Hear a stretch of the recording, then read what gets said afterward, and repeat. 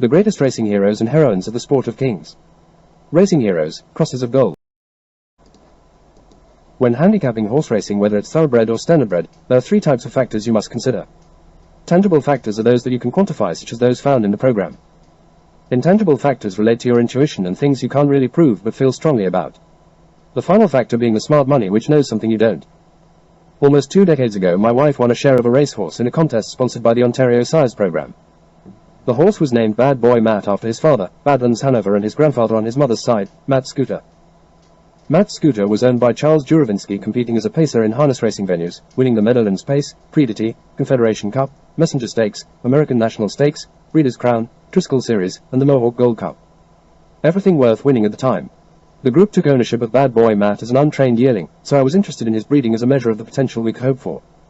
While researching his DNA, I found that in all areas of animal breeding there was something called crosses of gold, that indicated specific combinations of breeding lines that would generate far better results than they should have based on the parentage potential. What far better results? It depends on what animals you are breeding, from cattle to racehorses, and what you want out of them. In the case of racehorses, it's the ability to win races and earn money. I learned that in harness racing the crosses of gold involved having a descendant of Tar Heel on one side and a descendant of Adios on the other.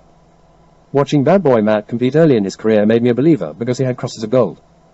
As a 3-year-old, he showed signs of brilliance, like the night Riggs Aron brought him from last to first to nip them at the wire at Mohawk Raceway in Ontario. A masterful drive by Riggs Aron. But there was always something wrong with Bad Boy.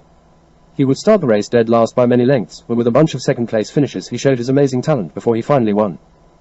We found he had a palate problem. DDSP, displaced soft palate, which caused him to flip his palate during a race. It would end his career prematurely. That was probably a case of genetics, so if you consider that horses in that line may have genetic issues, it would represent a risk for owners and a reason they didn't earn more accolades. If a percentage of the line is removed, doesn't that just make the others that much better if they can statistically make up for the ones that have had their careers shortened? Crosses of gold also exist for thoroughbred racing, but are not as easily defined as they seem to be for standardbred breeding. Some bloodlines work better together than others, but to attribute the cross to the singular presence of the male line ancestor of the mare crossed with the subject stallion is shaky science. Specific affinities of stallions of one male line for mares from other sire line are commonly known as nicks rather than crosses of gold. The biggest flaw in the nick system is that nick ratings don't account for the whole of the sire's pedigree crossing with the whole of the mare's pedigree, including instances of the key successful ancestors in other areas of the mare's pedigree, such as the sire of the second dam.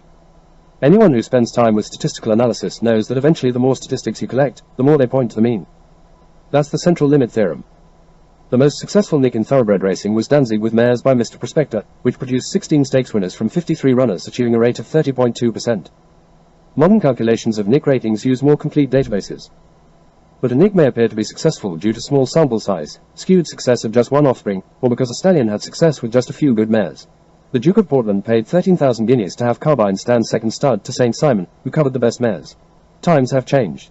Northern Dancer was a very dominant sire, and threw a lot of typical sons like Liffard, Danzig, and the Minstrel, but his best son, Nijinsky too, was different. He was not the small, heavily muscled model of his father, but a tall, rangy individual built along staying lines. Today stallions can have hundreds of offspring, so it's possible to do statistical analysis to measure their success to a point. The most commonly used tangible factor is the average earnings index. It's the outliers that you really want. None of this really matters to the everyday handicapper in their day-to-day pursuits. Unless you're purchasing a horse or betting on its maiden race, breeding will be measured by past performance charts and the smart money will follow. I don't know if DNA can work with average earnings as a target. Perhaps Darwin knows the answer to that question.